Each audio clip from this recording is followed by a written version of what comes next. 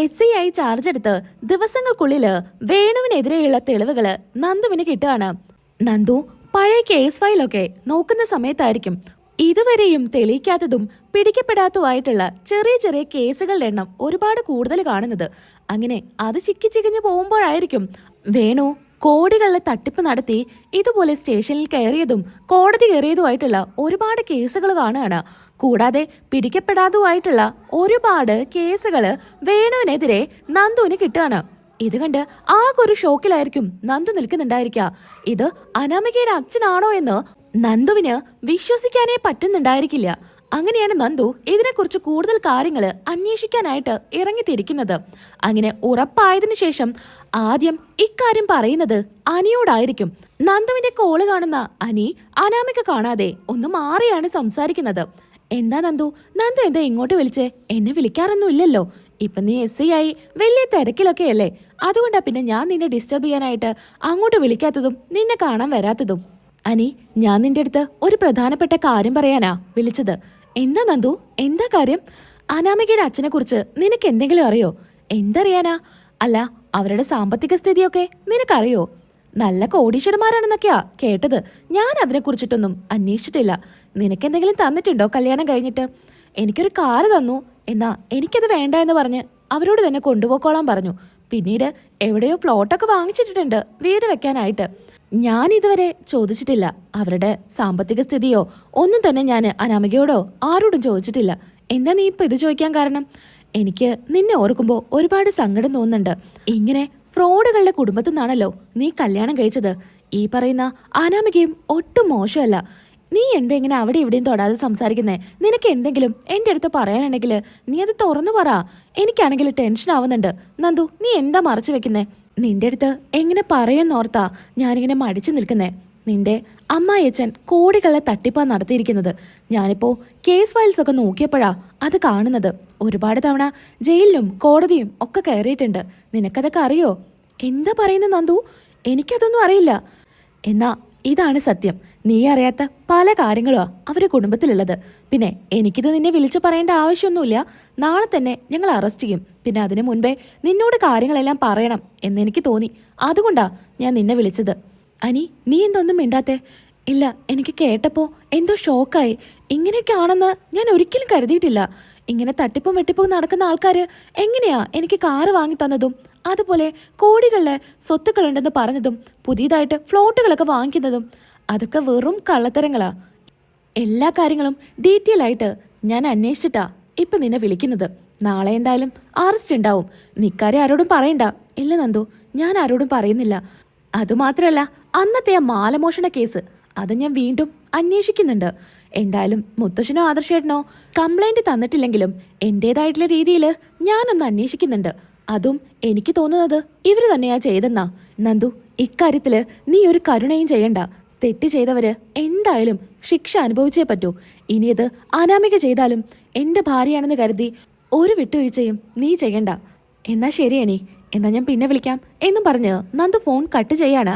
എന്നാ അനി ഇതൊക്കെ കേട്ട് ആകെ സങ്കടത്തിലായിരിക്കും. സങ്കടവും ദേഷ്യവും ഒക്കെ തന്നെ അനിക്കുണ്ടായിരിക്കും. ഇവര് സംസാരിക്കുന്നത് മുഴുവനായിട്ടും ദേവയാനി കേട്ട് കാണും.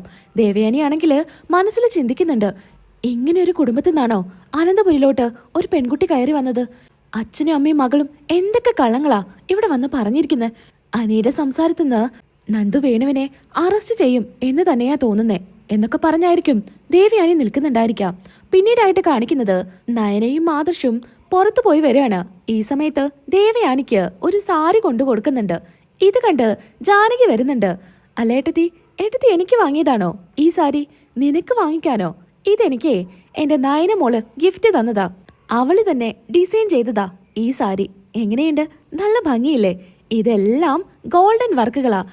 3 ലക്ഷം രൂപ വില വരും ഈ സാരിക്ക്. ഇതെന്റെ വെഡിങ് ആനിവേഴ്സറിക്ക് എനിക്ക് എടുക്കാനുള്ളതാ. ഞാൻ മോളുടെ അടുത്ത് പറഞ്ഞിരുന്നു ഇങ്ങനൊരു സാരി ഉണ്ടാക്കണമെന്ന്. എന്നാ മോൾ ഇത്ര വേഗം ചെയ്തു തരുമെന്ന് ഞാൻ പ്രതീക്ഷിച്ചിട്ടുണ്ടായിരുന്നില്ല. എന്തായാലും മോളെ നല്ല ഭംഗിയുണ്ട്. ഒന്നും ഞാൻ അറിയുന്നില്ലല്ലോ. എന്റെ പൊന്നു ജാനകി, നിനക്കിപ്പോ എന്താ പ്രശ്നം? അല്ല, ഏട്ടത്തിയുടെ മരുമകള് ഏട്ടത്തിക്ക് 3 ലക്ഷം രൂപയുടെ സാരി വാങ്ങി തന്നു എന്ന് പറഞ്ഞു. എന്റെ മരുമകളെ പേരിലെ കോടികളുടെ സ്വത്താ. അവളെനിക്ക് 10-15 ലക്ഷം രൂപയുടെ സാരി വാങ്ങിത്തരും. അതിനുള്ള കഴിവ് ഇപ്പൊ എന്റെ അനാമിക മോൾക്കുണ്ട്. ഏട്ടത്തിയുടെ സംസാരം കേട്ടാ തോന്നും ഏട്ടത്തിയുടെ മരുമകള് മാത്രമേ ഇങ്ങനെയൊക്കെ ചെയ്യൂ എന്ന്. ഞാൻ നിന്റെ അടുത്ത് തർക്കിക്കാനില്ല. പിന്നെ നിന്റെ മരുമകളുടെ സ്വത്തിന്റെ കാര്യമൊന്നും എന്റെ അടുത്ത് പറയണ്ട. കോടികളുടെ സ്വത്തിന്റെ കഥയൊക്കെ അധികം വൈകാതെ എല്ലാവരും അറിയും എന്ന് ദേവിയാനി പറയുന്നു. ഈ സമയത്ത് അങ്ങോട്ടേക്ക് വേണു വരുന്നുണ്ട്. എന്താ മോളെ, ഇവിടെ എല്ലാവരും വലിയ ചർച്ചയിലാണല്ലോ. ആ, അനാമികയുടെ അച്ഛൻ വന്നോ? അച്ഛൻ ഇരിക്കോ എന്നൊക്കെ പറഞ്ഞ് ജാനകി ചെല്ലുന്നുണ്ട്. എന്നാ ദേവയാനിക്ക് വലിയ മൈൻഡ് ഒന്നുമില്ല. കാര്യങ്ങളെല്ലാം ദേവയാനിക്ക് അറിയാലോ.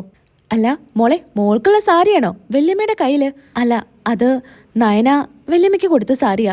കഞ്ഞു കുടിക്കാൻ കൂടെ ഗതിയില്ലാത്ത വീട്ടിൽ നിന്ന് വന്നവൾക്ക് അനന്തപുരിയിലെ നിലയും വിലയും അനുസരിച്ച് ഒരു സാരി ഗിഫ്റ്റ് കൊടുക്കാനുള്ള പൈസയൊക്കെ കയ്യിലുണ്ടോ എന്ന് ചോദിക്കുമ്പോ ദേവയാനി ദേഷ്യത്തോടെ ചെല്ലുന്നുണ്ട്.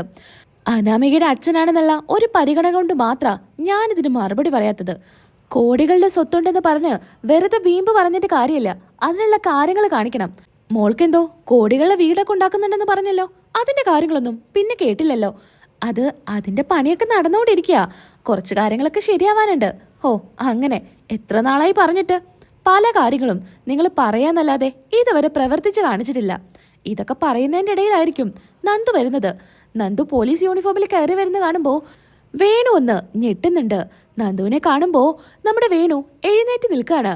ഇത് കണ്ട് ദേവയാനിക്ക് എന്തൊക്കെയോ സംശയം തോന്നുന്നുണ്ട്. ഇന്നലെ അനിയെ ഫോൺ ചെയ്ത് സംസാരിച്ചതും നന്ദു ഇപ്പൊ ഇങ്ങോട്ട് വന്നതും തമ്മിൽ എന്തൊക്കെയോ ബന്ധമുണ്ടെന്ന് ദേവയാനിക്ക് മനസ്സിലാവാണ്. നന്ദുവിനെ കാണുമ്പോ നയന പോയി ചോദിക്കുന്നുണ്ട്, മോളെ എന്താ കാര്യം, നീ എന്താ ഇപ്പൊ ഇങ്ങോട്ട് വന്നേ എന്നൊക്കെ നയന ചോദിക്കാണ്. ചേച്ചി, ഞാൻ ഒഫീഷ്യലായിട്ട് വന്നതാ. എനിക്ക് ഒരാളെ അറസ്റ്റ് ചെയ്യാനുണ്ട്. ഇവിടെ അറസ്റ്റ് ചെയ്യാനോ? എന്താ മോളെ പറയുന്നേ? കോടികളുടെ തട്ടിപ്പ് നടത്തിയ ഒരു പിടികിട്ടാ പുള്ളി ഇവിടെയുണ്ട്. ഇത് കേട്ട് അനാമികയും രേവതിയും ആകെ പേടിച്ചു നിൽക്കാണ്. അവർക്ക് കാര്യങ്ങളെല്ലാം മനസ്സിലാവാണ് വേണുവിനെ അറസ്റ്റ് ചെയ്യാനാണെന്ന്. ഈ സമയത്ത് നയന ചോദിക്കുന്നുണ്ട്, മോളെ നീ എന്താ പറഞ്ഞു വരുന്നേ? ആരെ അറസ്റ്റ് ചെയ്യാനാ നീ ഇങ്ങോട്ട് വന്നേ? ഇതാ ഈ നിൽക്കുന്നു അനാമികയുടെ അച്ഛൻ വേണുവിനെ അറസ്റ്റ് ചെയ്യാനാ വന്നത്. എന്നാ ജാനകി പറയുന്നുണ്ട്, നീ വെറുതെ അനാമിക മോളോടുള്ള ദേഷ്യം കാരണം അവളുടെ അച്ഛനെ ഇങ്ങനെയൊന്നും ചെയ്യരുത്. ഇല്ലാത്ത കേസ് പറഞ്ഞ് ഇതുപോലെയൊന്നും വന്ന് അറസ്റ്റ് ചെയ്ത് കൊണ്ടുപോകാൻ പറ്റില്ല. ഇല്ലാത്ത കേസൊന്നുമല്ല, തെളിവ് സഹിതം എല്ലാം എന്റെ പക്കലുണ്ട്. എന്തായാലും ഇയാളെ ഇപ്പോ അറസ്റ്റ് ചെയ്തേ പറ്റൂ. ഇതും പറഞ്ഞുകൊണ്ട് കോൺസ്റ്റബിൾസിനെയൊക്കെ വിളിക്കുകയാണ്. എന്നാ വേണുവിനെ വിലങ്ങിടാൻ ചെല്ലുന്ന സമയത്ത് വേണു പറയുന്നുണ്ട്, ഇവളെ വെറുതെ കള്ളം പറയാ. ഇവളെ നിന്നും വിളിക്കണ്ട, ഞാന് SI ആണ്. പണ്ടത്തെ പോലെ എടി പൊടി എന്നൊന്നും എന്നെ വിളിക്കരുത് എന്ന് നന്ദു പറയുന്നുണ്ട്. അല്ല, ഞാൻ തെറ്റൊന്നും ചെയ്തിട്ടില്ല. തെറ്റ് ചെയ്തോ ഇല്ലയോന്നൊക്കെ ഞങ്ങൾ കണ്ടെത്തിയിട്ടുണ്ട്. ഇനി ബാക്കിയൊക്കെ നിങ്ങൾ സ്റ്റേഷനിൽ വന്നിട്ട് നമുക്ക് പറയാം എന്നും പറഞ്ഞ് അറസ്റ്റ് ചെയ്യാണ്. ഈ സമയത്ത് ദേവയാനി ഒന്നും മിണ്ടാതെ തന്നെ നിൽക്കുന്നുണ്ട്. അനാമികയും പറയുന്നുണ്ട്, നന്ദു എൻ്റെ അച്ഛനെ വെറുതെ വിടണം. നീ എന്തേ കാണിക്കുന്നേ എന്നൊക്കെ. അനാമികയെ, നിന്റെ അച്ഛൻ തെറ്റ് ചെയ്തിട്ടുണ്ട്. അതില്ലാന്ന് നീ സ്ഥാപിച്ചിട്ടും ഒരു കാര്യമില്ല. തെളിവെല്ലാം ഞങ്ങളുടെ പക്കലുണ്ട്. എന്തായാലും സ്റ്റേഷനിലോട്ട് കൊണ്ടുപോട്ടെ, ബാക്കിയെല്ലാം പിന്നീടെന്നും പറഞ്ഞ് നന്ദു അറസ്റ്റ് ചെയ്ത് പോലീസ് ജീപ്പില് വേണുവിനെ കൊണ്ടുപോവാണ്. അവിടെ എത്തിയിട്ടും വേണു സമ്മതിക്കാത്തതുകൊണ്ട് തന്നെ നന്ദുവിന് നല്ല പോലെ കൈകാര്യം ചെയ്യേണ്ടി വരുന്നുണ്ട്. നല്ല അടി കൊടുക്കുന്നുണ്ട് വേണുവിന്.